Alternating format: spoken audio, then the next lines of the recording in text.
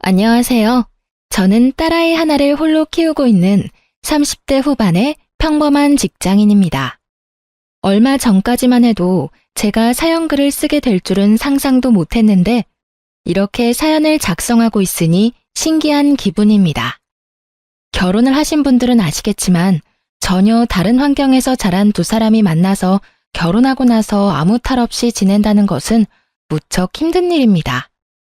서로의 양보와 배려가 없다면 즐거운 일보다 싸울 일이 더 많다는 것도요. 저는 제 결혼 생활에 그런 진흙탕 싸움이 있을 거라고는 생각을 못 해봤어요. 물론 상대방에게도 진흙을 퍼부어 주었지만요. 오늘은 그런 저의 이혼 이야기를 해볼까 합니다.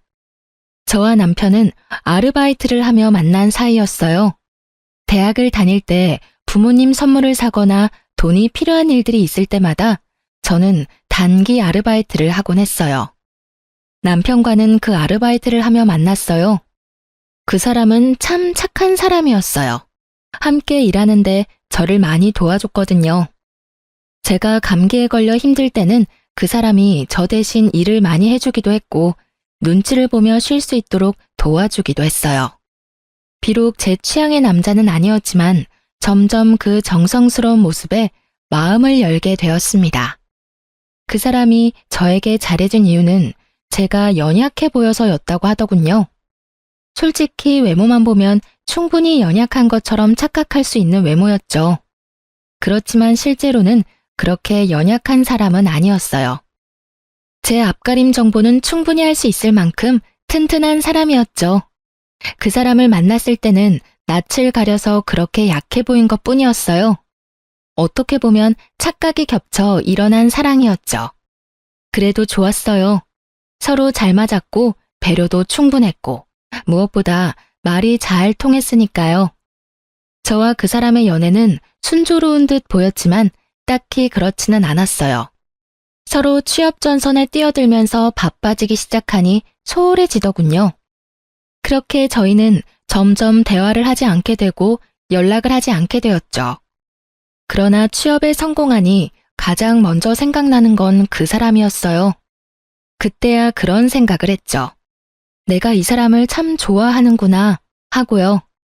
그리고 그 생각은 그 사람도 마찬가지였던 것 같았어요. 취업한 날 제게 연락이 왔었거든요.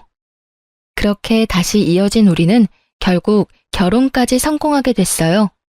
이때까지만 해도 이별의 위기조차 이겨낸 우리라면 아무리 힘든 일이 벌어져도 함께 이겨낼 수 있을 거라 생각했어요.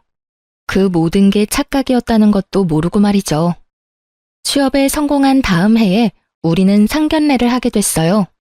시댁에서 제 얼굴을 보고 싶다고 했고 그렇게 방문했다가 나를 잡자는 이야기까지 나오게 된 거였어요. 시모는 제가 다니는 회사가 대기업이라 그런지 마음에 들었던 모양이었어요. 그러더니 결혼은 언제 할 거냐고 물었죠.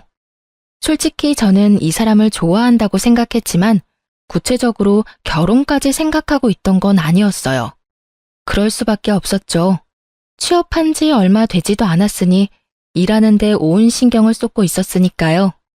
그런데 시모는 아예 다른 생각을 하고 있더라고요. 조금이라도 어릴 때 결혼해야 애가 건강하지 않겠냐고 하더군요.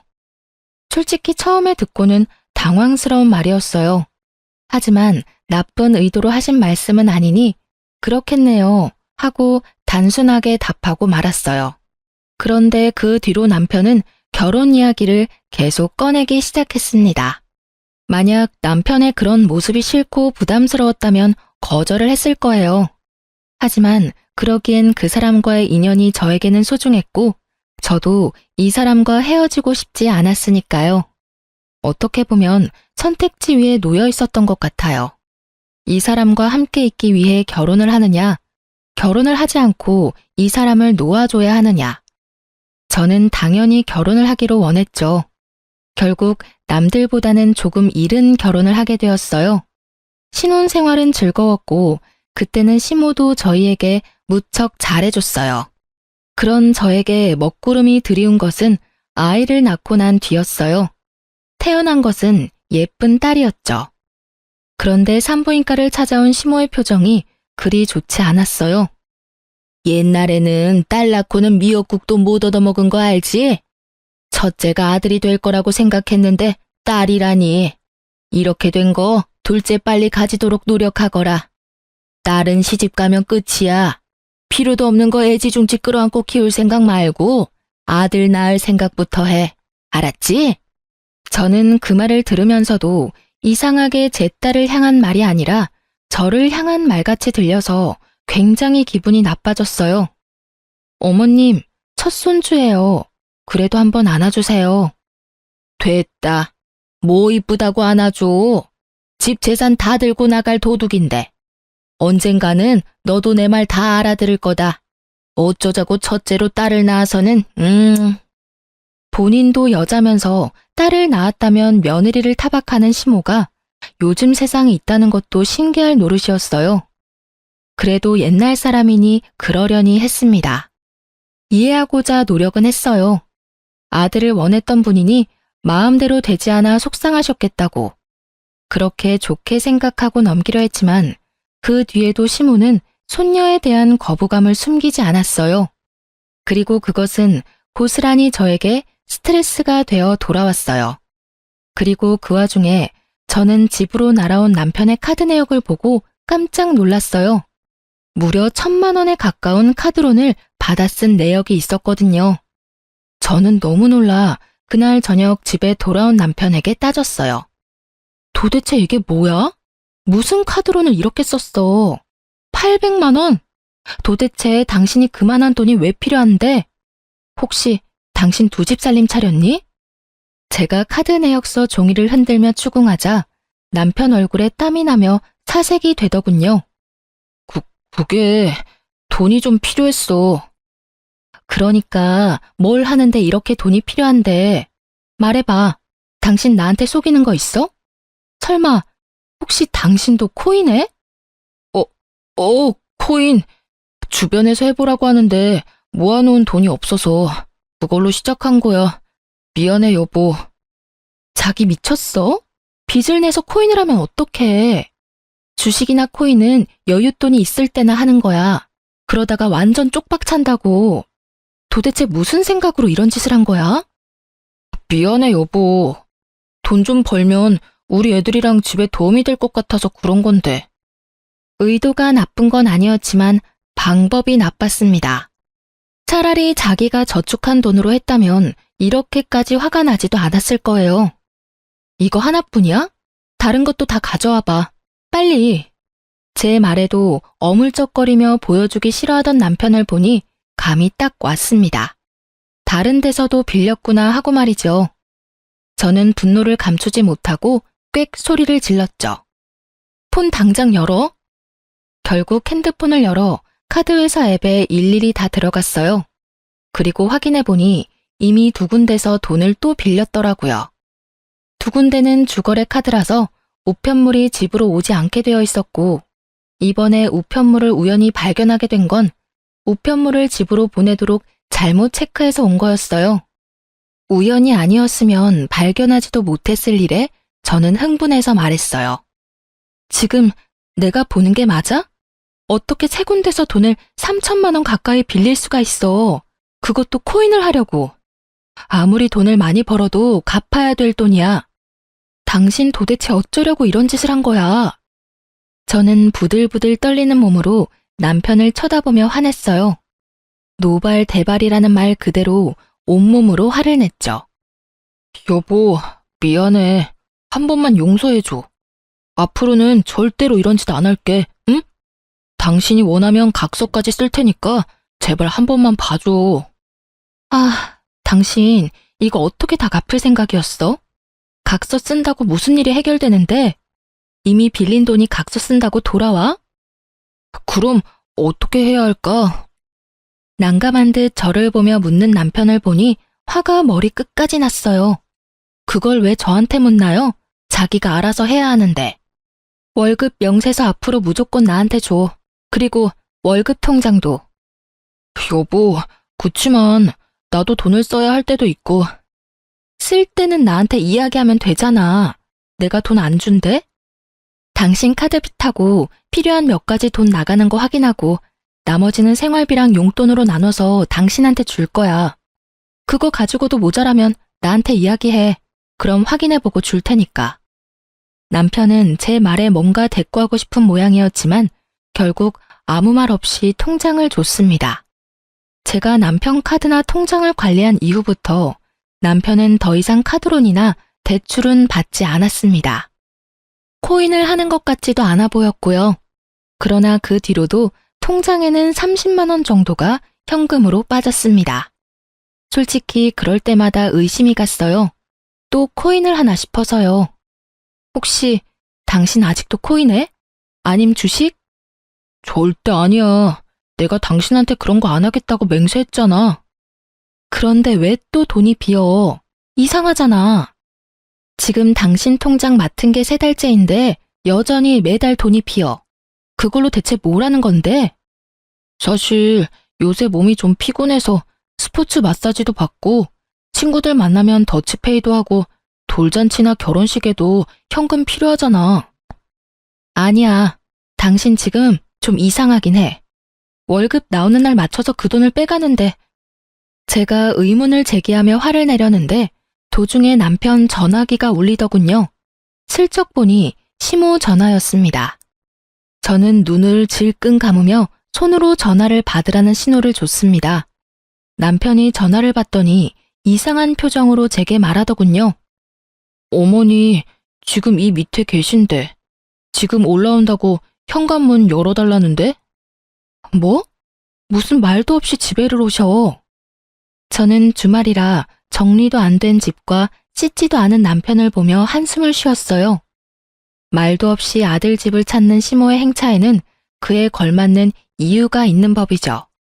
집에 들어오던 시모가 제게 말하더군요. 예, 너는 일하는 것도 좋지만 집도 좀 치우고 살아. 이게 뭐니? 돼지우리도 아니고. 너 직장만 아니었으면 에휴, 됐다. 내가 뭔 말을 하니? 죄송해요, 어머님. 오늘은 무슨 일로 찾으셨어요? 미리 말씀이라도 해주셨으면 준비를 좀 해뒀을 텐데. 너 오늘 나랑 어디 좀 가자. 어딜요? 한의원에 무조건 아들 낳을 수 있다는 용한 집이 있대. 거기 가서 약도 좀 짓고 점집 가서 둘째는 언제 들어서는지도 좀 보고. 어서 준비해라. 예약해놔서 바빠.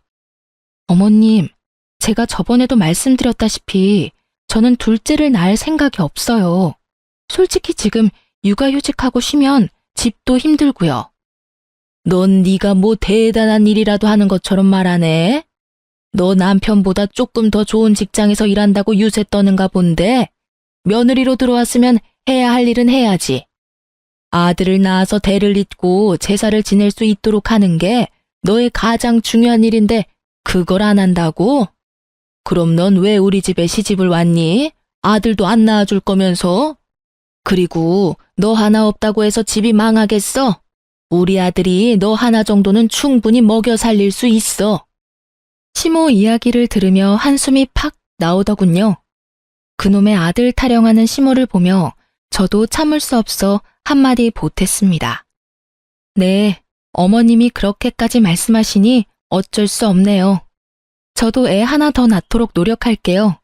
지금 당장 그 직장 그만두더라도 남편이 저 먹여 살릴 수 있을 테니까요. 안 그래, 여보? 제 말에 남편은 얼굴이 하얗게 질려서 눈도 못 마주치더라고요.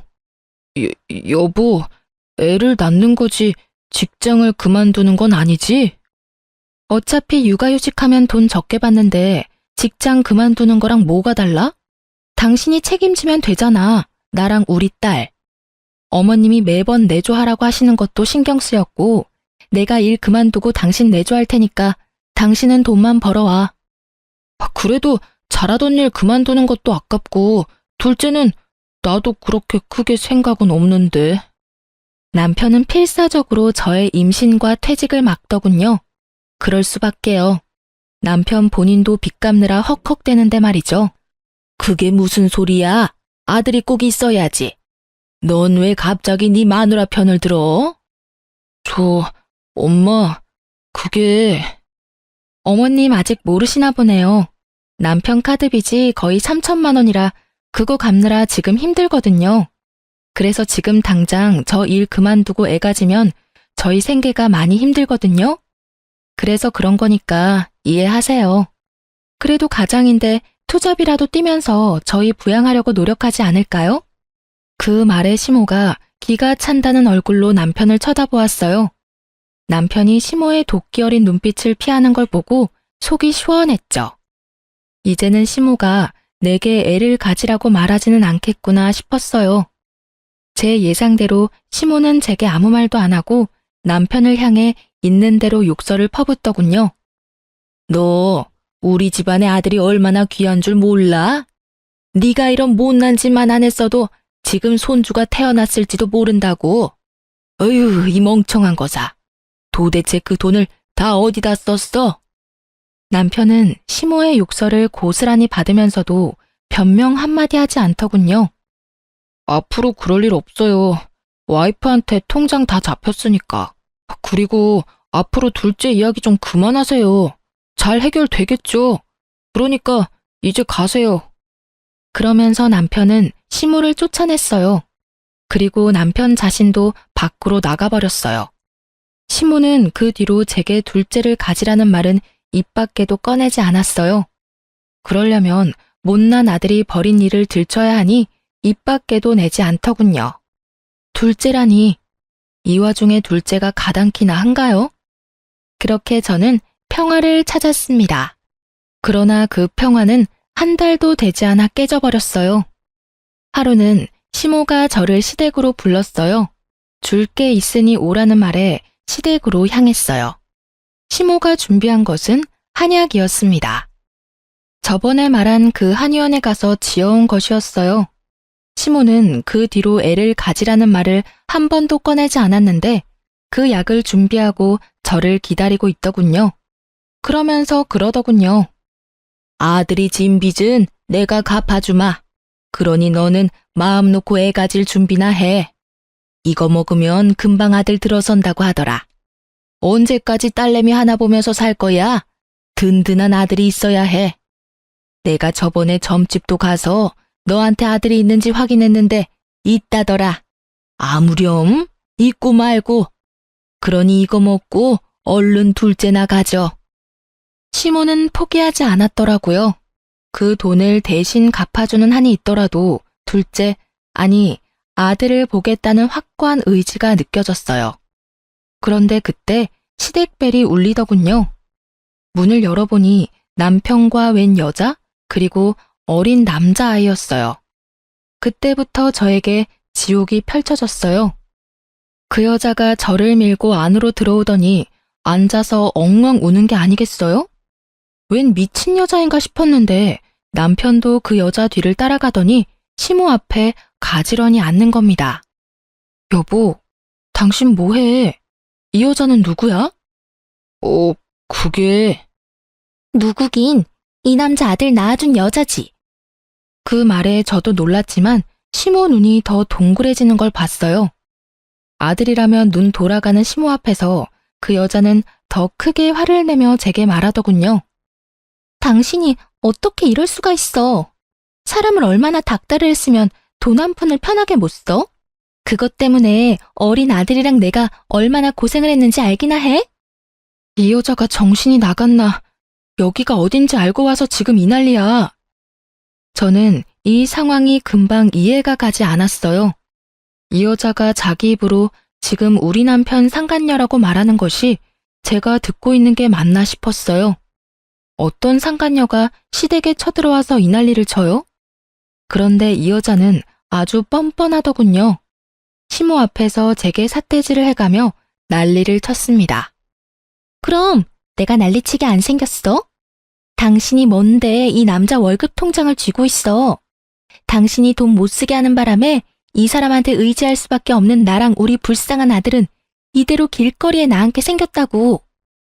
지금 너 상간녀라고 자랑하러 왔어?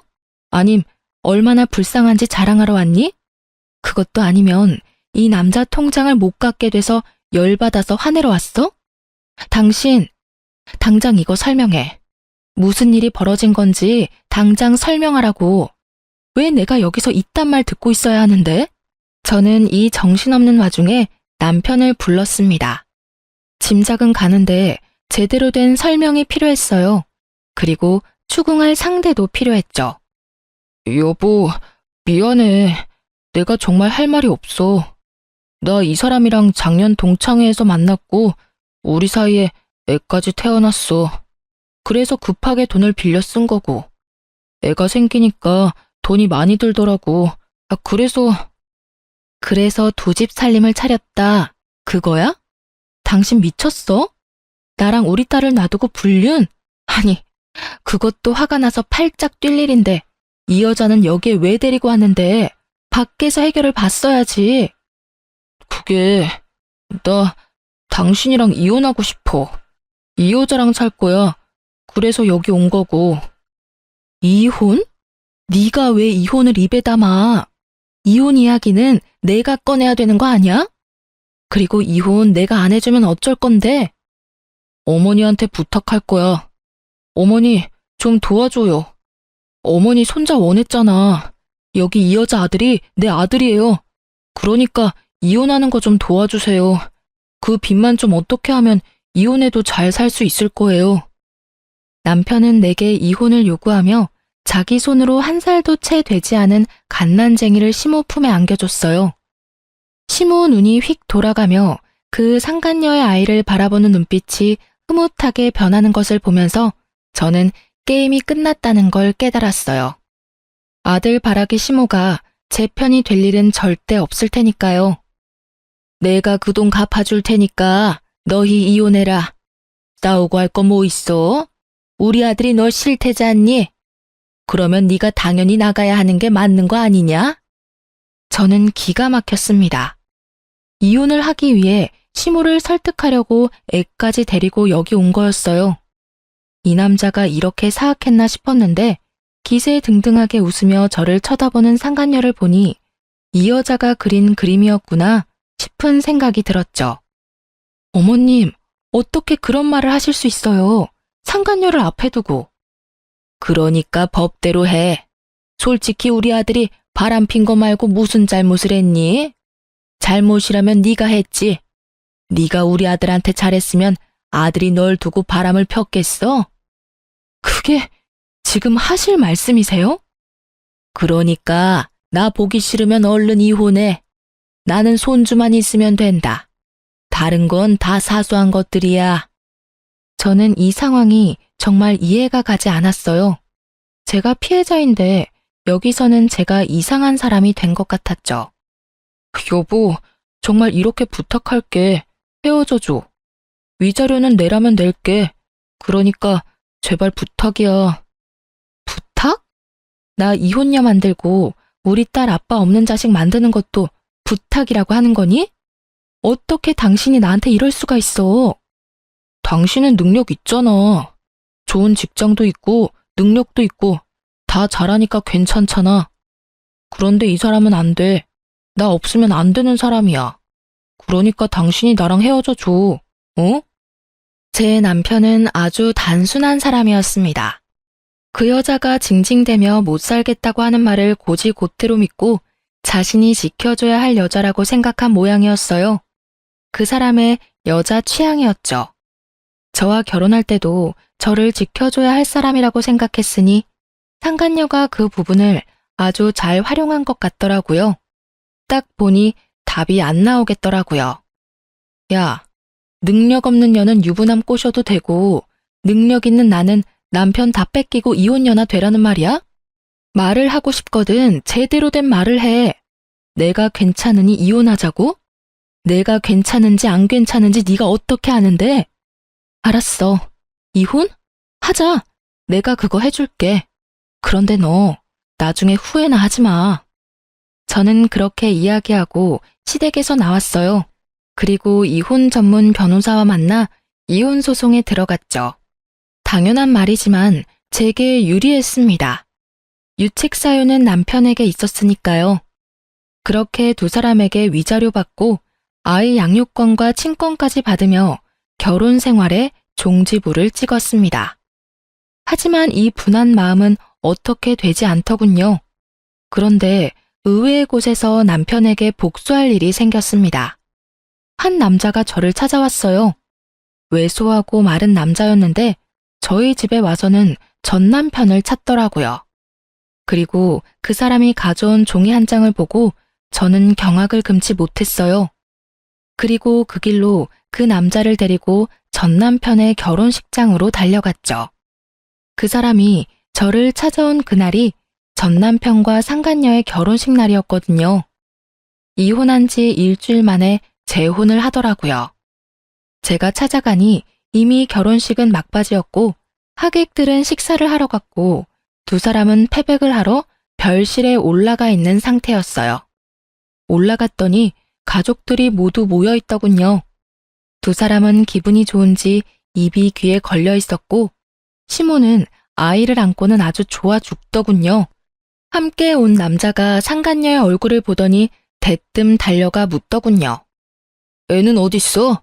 애 어딨냐고. 그 사람이 서 있던 곳에서는 시모가 보이지 않았나 보더라고요. 상간녀는 당황한 건지 말도 못하고 벌벌 떨기만 했죠. 그때 전 남편이 떡하니 그 남자 앞을 가로막더군요. 그러면서 저한테 화를 냈어요. 이게 뭐 하는 짓입니까? 당신 이 사람이 누군데 여기까지 데리고 와. 그리고 난 당신 결혼식에 초대도 안 했어. 알아, 초대 안 한 거.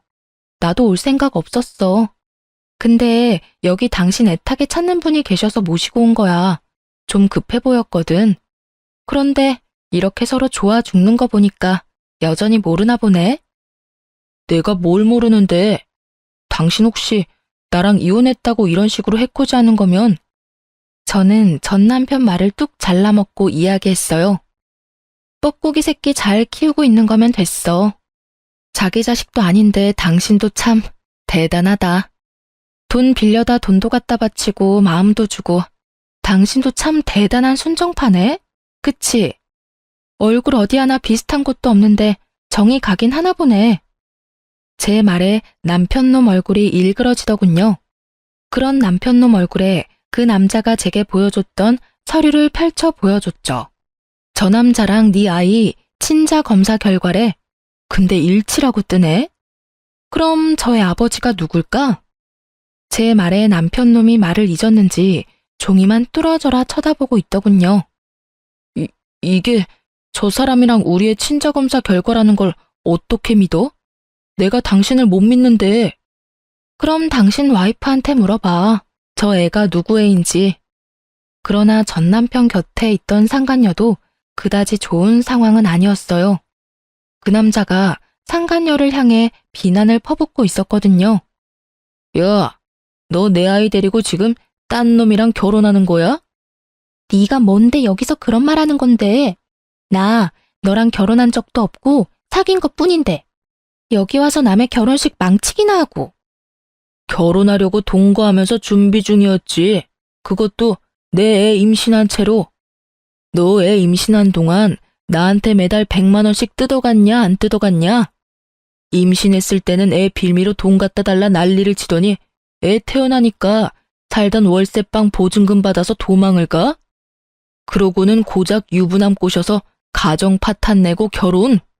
그래, 네가 무슨 정신 나간 짓을 하든 상관없는데 애랑 돈은 돌려줘야지.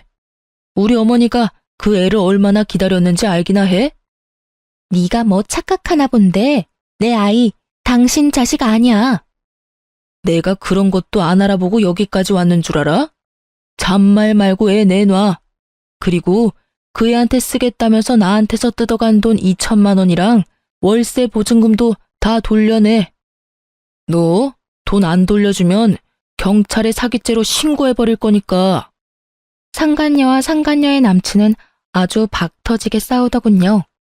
두 사람의 싸움에 근처 친척들 시선이 몰린 건 당연한 거였고요. 시모는 얼굴이 완전 흑색이 돼서는 이 상황이 뭔지 파악하려고 애쓰는 것처럼 보였어요. 어머님, 기분이 많이 안 좋으시겠네요. 그렇게 애지중지 안고 빨고 하던 손자가 어머님 친손자가 아니라니 말이에요. 이게 다 뭐야? 너, 네가 벌인 일이지? 네가 우리한테 복수하려고 그런 거지? 어머님도 참 너무하시네요. 제가 이렇게 친절히 그 애가 남편 아들이 아닌 사실을 알려드리고 있는데 할 말이 그것뿐이에요. 못 믿겠으면 친자 검사해보세요. 그런데 한 가지만 말씀드릴게요. 어머님이 안고 계신 손주 이제 태어난 지 5개월이죠? 그런데 아세요? 그 사람이 동창회에서 저 여자랑 실수했다는 날이 12개월 전이에요. 애가 태어났으면 이제 막 2, 3개월이어야 하는데 걔는 벌써 5개월. 아무리 한두 달 빨리 태어났어도 개월수가 안 맞잖아요. 그렇죠? 제가 그렇게 말하자 옆에서 듣고 있던 남편놈 얼굴이 맛이 가더군요. 임신을 하면 10달을 애를 품어야 하는데 본인이 계산해봐도 애가 저 개월수가 되면 안 된다는 걸 알았나 봐요. 뭐 처음부터 모른 건 자기 잘못이죠.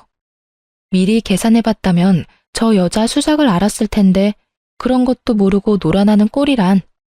한심하기 그지없는 눈으로 남편을 바라봐줬어요. 그리고 마지막으로 한 방 더 먹여줬어요. 그래도 애는 아직 정식으로 당신 애는 아니지?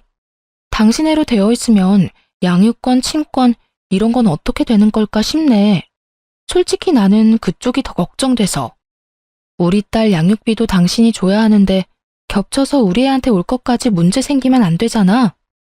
저의 그 말에 그제야 그 사실을 깨달았는지 전 남편이 상간녀에게 다가가 큰 소리로 퍼붓더군요. 야, 너 저 말 다 사실이야? 우리 애가 사실은 내 애가 아니었던 거냐고. 무슨 소리야.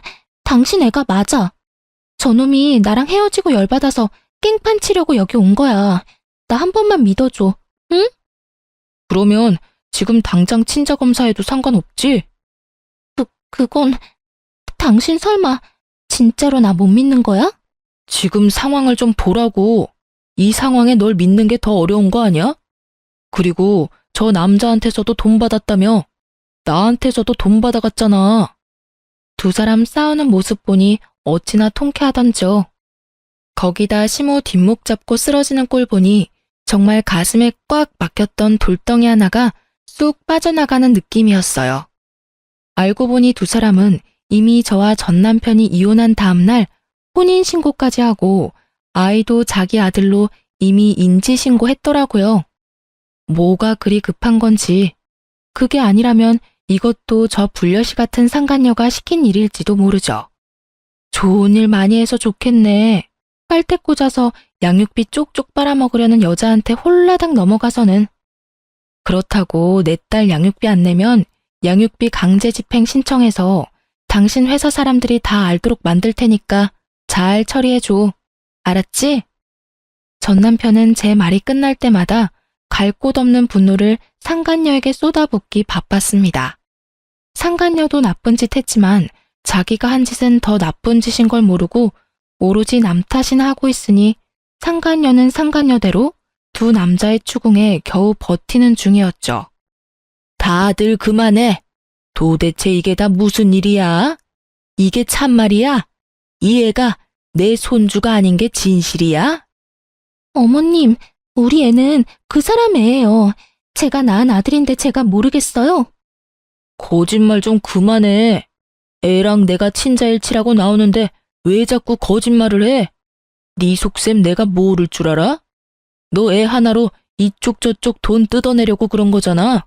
남자가 종이를 흔들며 답답하다는 듯 말하고 시모는 그 종이 보더니 며느리인 상간녀에게 말하더군요.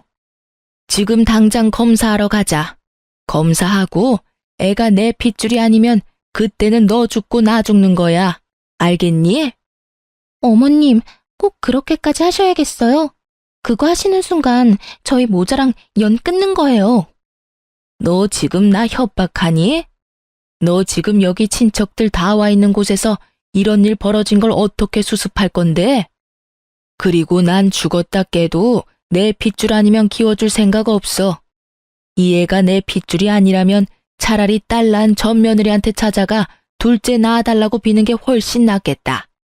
어디서 동네 창피하게 결혼식 날 동거하던 남자가 찾아와? 너 같으면 이해가 가니? 연을 끊던 말던 상관없는데 끊게 되면 책임질 각오는 돼 있지. 네가 나한테 받아간 돈이 5천이다. 그거 다 개워내고 멀쩡한 우리 아들 부부 사이 파토낸 것도 책임져. 그건 상간녀만의 문제가 아니었지만 시모는 아주 상간녀를 잡아먹을 듯 노려보며 난리였어요. 서슬퍼런 시모 모습에 상간녀는 부들부들 떨더라고요. 무서운 건지 분한 건지는 모르겠지만요. 그리고 주변 친척들이 수군거리는 소리가 다 들렸어요. 아이고, 이를 어째? 손자 생겼다며 좋아 죽던 사람인데 애가 친손자가 아니면. 어쩐지 번갯불에 콩 볶아 먹듯 후다닥 처리한다 싶었어. 저 여자가 상간녀였던 거지? 세상에, 조강지처 내치면 천벌 받는다더니 옛말 틀린 게 하나도 없어. 친척들 이야기 들으며 저는 그 사람들을 다 놔두고 유유히 결혼식장에서 나왔어요. 정말 너무 유쾌한 하루였어요. 그날 아침에만 해도 최악의 하루라고 생각하고 있었는데 말이죠. 상간녀 전남친의 등장으로 일이 이렇게 될 줄이야. 전남편 친구 와이프로부터 전해 들은 말에 의하면 그 상간녀가 결국 친자 검사를 했는데 확실히 전남편 애가 아닌 걸로 나왔다고 해요. 그것 때문에 한바탕 총극도 펼쳐졌다고 하더군요. 여태껏 가져간 돈 달라는 전남편 말에 상간녀가 함께 살면서 갚겠다는 어이없는 말을 했다고 하더라고요. 전남편이 어이없어서 재혼 없던 일로 하자고 인연 끊자고 했다가 상간녀가 울고불고 매달리며 버리지만은 말라고 했다더군요. 게다가 상간녀는 전남편 회사 찾아와서 용서해 달라면서 그 앞에서 소리 지르고 난동을 피웠대요. 조용히 사라져도 모자랄 판에 회사에까지 와서 직원들 다 알도록 소란 피우는 바람에 전남편은 혼이 쏙 빠졌다고 하더군요. 여리여리한 여자를 지켜주고 싶었던 전남편은 결국 여리함을 가장한 꽃뱀에게 홀라당 다 뜯어먹히고 마음까지 뜯겨서 좌절했다고 하니 이래서 사람은 죄짓고는 못 살아요. 그렇게 두 사람이 결혼식 치르자마자 이혼한 이야기를 들었죠. 그 뒤로는 어떻게 된 건지 듣지 못했어요. 그렇게 저와 이 사람들의 악연은 모두 정리했어요. 남은 것이라고는 아이가 성인이 될 때까지 받아야 하는 양육비라고 생각했죠. 그렇지만 저도 이혼 후 쉽게만 지낸 건 아니에요. 아이를 위해서 좀 더 시간이 자유롭고 덜 힘든 곳으로 직장을 옮기게 됐거든요. 고맙게도 추천받아 이직을 했기에 직급은 그대로 유지하며 일할 수 있었어요. 그런데 그 직장에서 악연의 흔적을 만나게 될 줄이야. 바로 전 남편과 딱 마주친 거 있죠? 직장 상사와 부하 관계로요. 솔직히 전 남편이 그 회사를 그만둘 거라고는 생각도 못했기에 당시 마주쳤을 때는 너무 놀랐어요. 그렇게 한 달 정도 불쾌한 상황이 이어지다가 회식 자리가 생겼어요. 그런데 한 여직원이 저한테 묻더군요. 대리님, 애가 아직 어리죠? 혹시 남편분이 많이 도와줘요? 어? 아, 나 혼자 된 지 1년 됐어. 전 남편이랑 이혼했거든. 어머, 죄송해요. 그런 줄도 모르고. 괜찮아. 그럴 수도 있지. 솔직히 전 남편이 상간녀랑 바람나서 혼외자 만들고 이혼한 거라서 차라리 없는 게 낫다 싶어. 그래서 대리님이 이혼하자 한 거군요. 잘했어요. 그딴 인간 뭐 좋다고 끌어안아요? 그냥 내다버리는 게 답이에요. 아니, 그 사람이 이혼해달라 하더라고. 상간녀는 너무 여리고 착해서 자기가 지켜줘야 한다나 뭐라나? 제 말에 여직원이 벙찐 얼굴로 갑자기 화를 막 내더군요. 뭐라고요? 우와, 세상에 진짜 미친 쓰레기 같은 인간이 있긴 있네요. 어떻게 바람핀 주제에 이혼을 요구해? 진짜 그걸 가만히 뒀어요? 저 같으면 그 자리에서 머리끄댕이라도 잡았을 건데. 그러게나 말이야. 그런데 더 웃긴 거 이야기해 줄까? 나랑 이혼하고 전 남편이 그 상간녀랑 결혼하는 날, 상간녀랑 동거했던 남친이 결혼식장에 와서 애랑 돈 내놓으라고 난리였거든. 애를? 왜요? 거기다 동거, 그 상간녀 진짜 배짱이 장난 아니네요. 설마 애 가지고 장난질한 건 아니죠? 왜 아니겠어? 알고 보니 전 남편 애라며 상간녀가 데려온 애는 그 사람 애가 아니고 상간녀 전 남친 애였던 거지. 애 하나 가지고 남자한테 돈 좀 뜯어보려고 유부남을 꼬셨고 그 유부남은 그 수작에 넘어가서 결국 집 팔자 지가 꼬았지. 저는 그 이야기하면서 전 남편을 슬쩍 봤어요. 그랬더니 연신 휴지로 얼굴에 땀을 닦고 있더군요. 진짜 이래서 사람은 나쁜 짓 하고는 편하게 못 살아요. 남자가 보기에도 진짜 나쁜 놈 맞죠? 쓰레기라고 불러도 손색 없는 사람이네. 안 그래요? 여직원이 전 남편에게 동의를 구하듯 묻는데 전 남편은 그러네요 하면서 억지 웃음 짓고 있더라고요. 직원들 입방아에 오르내리는 게 힘들었는지 나중에 저희 집까지 찾아와 제발 그만하라며 소리치더군요. 이런 식으로 계속 내 이야기하면 명예훼손으로 소송 걸 거야?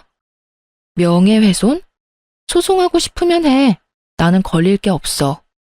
내가 겪은 이야기 회식 자리에서 한 것뿐이고 그 전 남편이 너인 것도 아무도 모르잖아. 너 혼자 힘들 뿐인데 소송해서 전 직원이 다 알도록 만들고 싶으면 그렇게 해. 만약 그렇게 해서 직원들 입에 내 이름 오르내리면 그때는 내가 당신 고소할 거니까. 제 말에 전 남편은 제 앞에 무릎을 꿇더군요. 제발 이제 그만 좀 하자. 나 너무 힘들어. 나 여기서 잘못되면 갈 곳도 없어. 제발 부탁이야. 나 좀 여기서 일하게 해줘. 내가 잘못한 건 아는데 그게 이렇게까지 두고두고 까일 일이야? 그 여자 피해서 도망왔는데 이번에는 당신이야. 도대체 다들 나한테 왜 그러는데? 당연히 꼴도 보기 싫어서 그런 거지. 그걸 모른다니 참 어이가 없었어요. 본인이 그렇게 나쁜 짓을 저질렀다는 감이 없나 싶을 정도였죠. 얼굴만 봐도 역겨워 짜증나는데 이 인간 얼굴 좀 안 보고 살았으면 좋겠다 싶은 생각을 하다가 정말로 좋은 생각이 하나 떠올랐어요.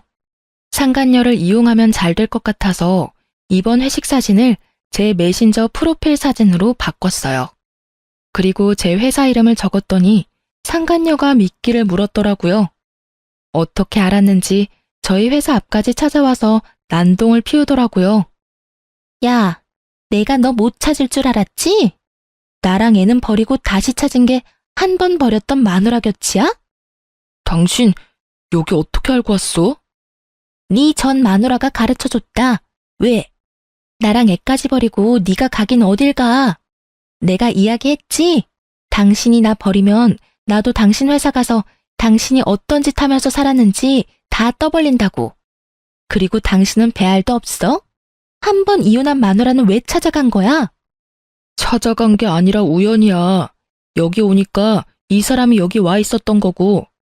그리고 여기서 이러지 마. 다른 데 가서 이야기하자고. 전 남편이 당황했는지 상간녀 팔을 잡고 회사 앞에서 벗어나려고 필사적으로 끌어당겼지만 상간녀는 꼼짝도 하지 않더군요. 내가 왜 다른 데 가야 해? 여기서 이야기하면 되잖아. 당신이 나랑 애 버리고 간 거 세상 사람들이 다 알도록 만들어줄 테니까. 그 애가 내 애가 아닌데 왜 여기 와서 이래? 진짜 애 아빠 찾아가서 말하라고. 우리 이미 이혼해서 남이야. 어떻게 애를 당신 아들로 들였다가 그렇게 내칠 수가 있어? 당신 나 사랑한다고 하지 않았어? 내 덕분에 당신 빚도 다 갚았는데 당신이 어떻게 나한테 이럴 수 있어? 당신 덕분이라고? 내가 지금 이 모양 이 꼴이 된 게 당신 덕분이긴 하지. 당신 때문에 멀쩡한 가정 내 손으로 찢어발기고 돈까지 빌려서 어머니에게 갚도록 만들었지. 그리고 전 회사에 와서 이 난리 피우는 바람에 거기 있지도 못하고 이직했는데 여기까지 쫓아와서 이러는 거야? 당신이 하나부터 열까지 다 잘못했는데 왜 나한테 이러는 거야? 당신 혼자 잘 살겠다고 도망가는 건 안 되지. 당신이 나 책임지겠다며? 바람은 혼자 피워? 그럼 나랑 바람을 피우지 말지 그랬어. 그랬으면 가정도 지키고 돈도 안 빌리고 부자 돼서 잘 살 수 있었을 텐데, 어? 지가 잘못한 건 하나도 없고 남 탓만 하지? 이혼도 네 손으로 했지. 내가 손모가지 붙잡고 이혼 서류에 사인하라고 협박이라도 했어? 다 자기가 한 주제에 나한테만 책임 전가하겠다는 거잖아. 그러면서 이렇게 또 나 내치고. 상간녀 이야기 들으며 속이 시원한 건 또 처음이었어요. 하긴 무슨 일이 있어도 본인이 흔들리지 않았다면 이런 일은 벌어지지 않았을 테니까요. 그렇게 회사 앞을 한바탕 시끄럽게 만들고는 전 남편은 이직한 지 얼마 안 된 이 직장도 그만뒀어요. 얼굴 다 팔리고 쪽도 다 팔렸으니 더 다닐 엄두가 나지 않았던 모양이었어요.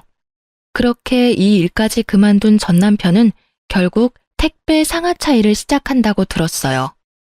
상간녀는 전 남편에게 명예훼손과 스토커로 소송 걸려서 열심히 법적으로 싸우고 있다고 하더군요. 둘이 붙어서 하하호호 즐겁게 사람 인생 하나 조져놓더니 결국엔 서로 나란히 저격하다가 날아간 거 보면 정이라는 게 아직은 살아있는 모양입니다. 저는 이직한 회사에서 이제 그 얼굴 볼 일 없게 돼서 너무 즐겁게 일하고 있어요. 저런 놈이라는 걸 왜 몰랐나 싶었지만 이제라도 손절해서 천만다행이에요. 잘못해서 다시 엮일 뻔한 악연의 고리도 이번 기회에 확실히 끊을 수 있어서 조금 안심했어요. 긴 글 읽어주셔서 감사합니다. 다음에는 좋은 소식으로 사연 쓸 수 있도록 열심히 살게요. 여러분, 오늘도 좋은 하루 되세요.